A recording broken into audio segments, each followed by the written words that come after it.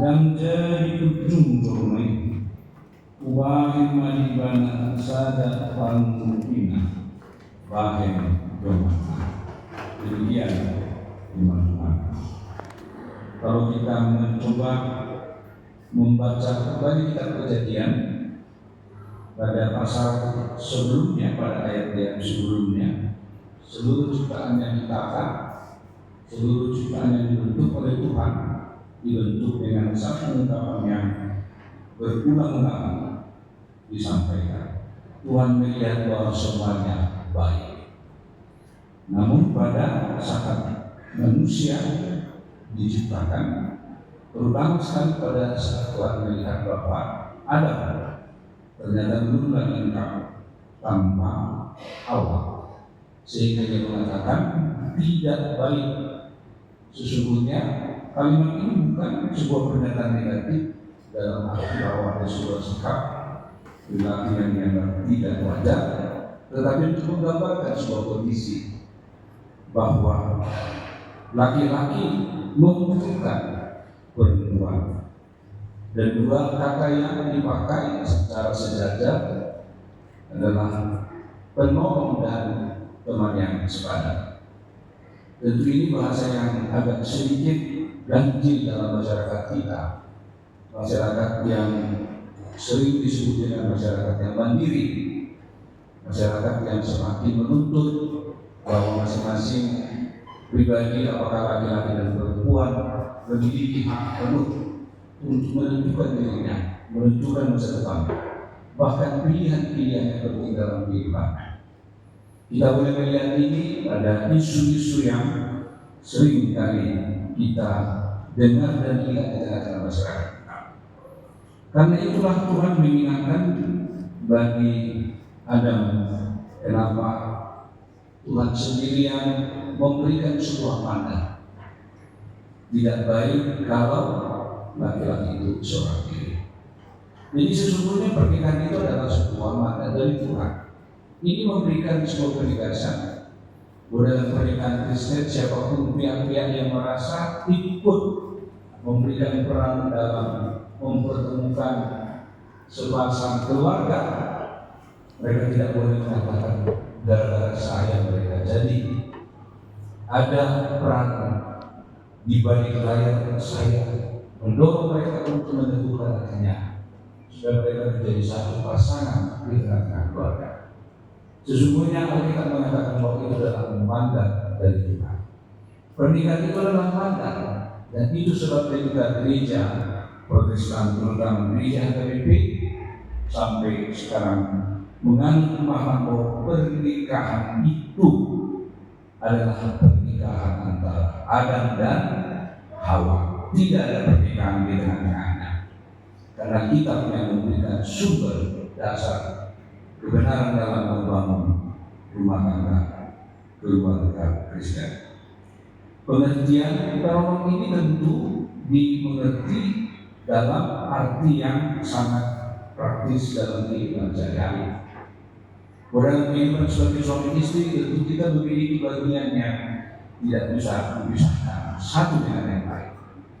Dalam urusan rumah tangga, tentu kita juga memiliki peran dan kiprah yang berbeda-beda.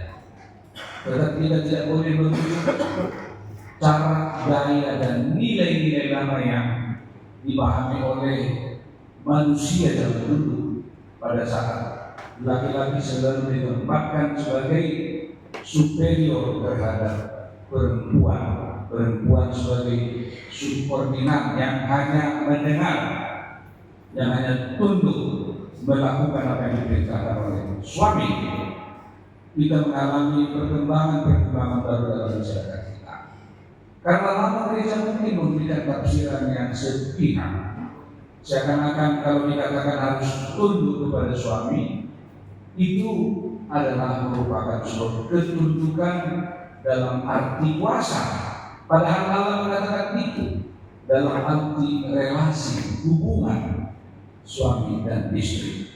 Itu sebabnya kita perlu memberikan pedoman yang sangat mendasar bahwa Adam mendapatkan pasangan yang akan menjadi penolong.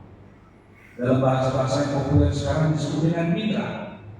Sesuatu yang sejajar dengan suami itu, sesuatu yang memberikan peran yang besar dalam kehidupan di tengah-tengah rumah tangga.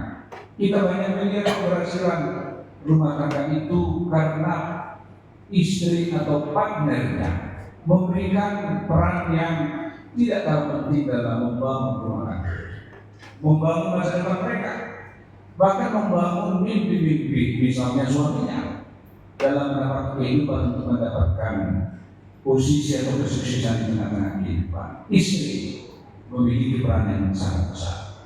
Karena itu di tengah-tengah perubahan zaman kita dalam sebuah fenomena sosial ketika keluarga mengalami kerapuhan, seringnya keluarga berhadapan dengan tantangan-tantangan baru.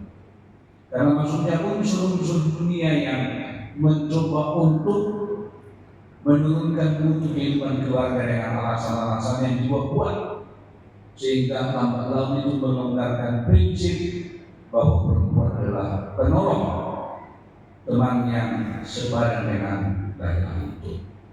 Karena itu dalam masyarakat kita sekarang ini, terutama masyarakat Kristen, tentu dalam hidup sehari-hari ini bisa diimplementasikan dalam semangat kebersamaan pada saat suami istri itu tidak lagi membebani diri dengan satu pandangan lama yang mengatakan semua tugas rumah tangga adalah tugas istri. Itu sudah jelas-jelas menyimpang dari prinsip Alkitab kita. Dari awal sesungguhnya Allah memberikan mandat teguh kepada suami istri itu supaya mereka itu menjadi pasangan yang hidup saling menolong di tengah kehidupannya. Itu juga gambaran yang diberikan bahwa Tuhan sebagai penolong umat Israel di Mazmur 33 memberikan sebuah figurasi tentang hadirnya sosok orang yang memberikan kekuatan pendampingan bagi seseorang di tengah-tengah kehidupannya. Karena sebagai manusia, apakah kita sebagai suami atau sebagai istri, apakah kita pendeta, tentu lahir dalam lingkungan yang berbeda, lahir dari latar budaya dan latar sosial yang berbeda, pasti memiliki pemahaman nilai yang kemudian nanti akan diaplikasikan dalam kehidupan keluarga. Itu boleh, tetapi ingat firman Tuhan hari ini nilai menjadi dasar yang akan membekali. Ini akan menjadi kekuatan yang menghantar kalian membangun pasangan. Ingatlah pasangan itu adalah penolong, bukan musuh, bukan orang yang layak untuk dicurigai, untuk dianggap sebagai seseorang yang menjadi investigator dalam kehidupan kita.